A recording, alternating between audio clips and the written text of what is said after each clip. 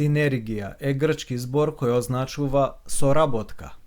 Во христијанството, синергија го нарекуваме одговорот од верниот човек на повикот на Светиот Дух. Синергија значи е таинствената и слободна соработка на Божјата благодат и човековата волја. Човековото спасение е синергиско дело.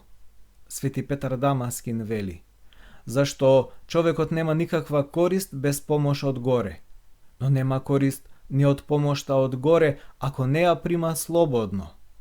Обете ни се потребни и Божјото дејствување и човековото дејствување. Од една страна, Бог е слободен во својот однос кон човекот, неговата благодат не е подчинета на односот, човекот не може да ја поседува благодатта. Од друга страна, човековата волја или човековата природна моќ не е способна самата по себе да ја стекне благодатта, но таа тежне е по Бога и способна е да соработува со благодатта. Свети апостол Петар пишува: зашто Бог им се противи на гордите, а на смирените им дава благодат.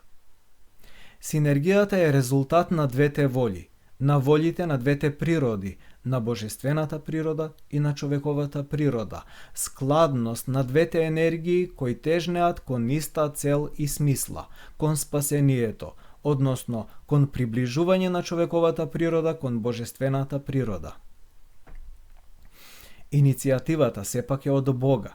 Начелото што ја покренува синергијата е божествената благодат, која не е човекова заслуга. Таа се добива како подарок. Во таа смисла, синергијата е евхаристиско или благодарно дело, дело на постојано поттикнување на божествената љубов. Светиот Дух, значи, не ја освојува присилно наклоноста на човековата волја. Напротив, синергијата ја афирмира личната слобода, го охрабрува постојаниот одговорен подвиг на волјата. Свети Симеон Нов Богослов вели: крштението не ни ја одзема слободата на волјата и моќта самите да се определиме. Тоа всушност ни ја дарува слободата со нас присилно да не господари ѓаволот, односно да не потпаѓаме под негово робство без наша согласност. Затоа, после крштението, од нас зависи дали доброволно ќе ги исполнуваме Христовите заповеди, заповедите на нашиот Господ во кој се крстивме и да одиме по патот што тој го заповедал, или ќе свртиме од тој прав пат, враќајки се на своите зли дела според волјата на нашиот противник и непријател ѓаволот. Големите отци на православната духовност истакнале дека соработката со Светиот Дух не е просто етичко дејствување, туку е потполно прилепување до Бога, непосредно учествување во божествениот живот, облекување на Христовиот лик. Свети Симеон Нов Богослов вели: оној што не го облекол ликот на нашиот Господ Исус Христос, небесниот човек и Бог, преку разумниот и умен човек, свесно, со добро чувствување, се уште е само крв и месо. Тој не може да го прими искуството на духовната слава преку збор, како што ни човек што е слеп од раѓање не може да ја познае светлината на сонцето само преку опишување со зборови. Откако божествената природа беше соединета со човечката природа, во личноста на Богочовекот Христос, во светотаинственото Христово тело, односно во црквата, се е богочовечко. Јасно е дека човекот не може да ги надмине границите на својата природа.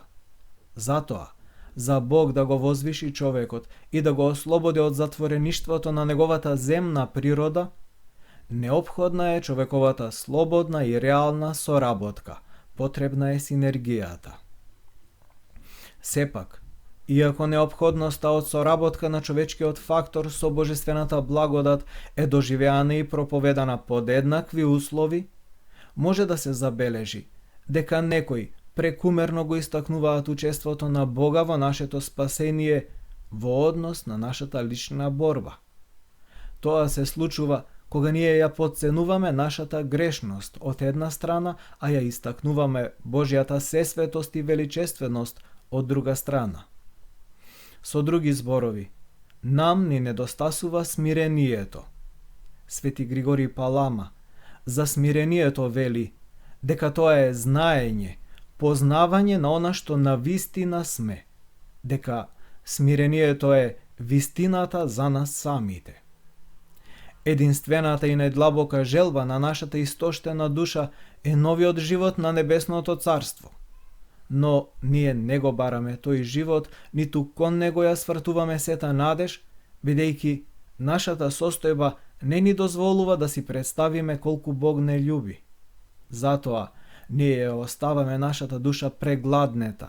Нашата душа ни бара едно, она единствено потребно за кое Христос изборува на Марта, а ние и даваме друго. Таа бара благодат, несоздадена, негнилежна храна, а ние, наместо таква, и даваме создадена, гнилежна храна. Таа ни бара благодат, а ние се обидуваме да ја подмитиме со земски наслади. Како да сме ги заборавиле зборовите од светиот апостол Павле. Плотта, телото војува против духот, а духот против телото. Оваа трагична поделба е длабочинска болест на човековата природа, која може да се востанови само во Христа и низ Христа, во неговата црква.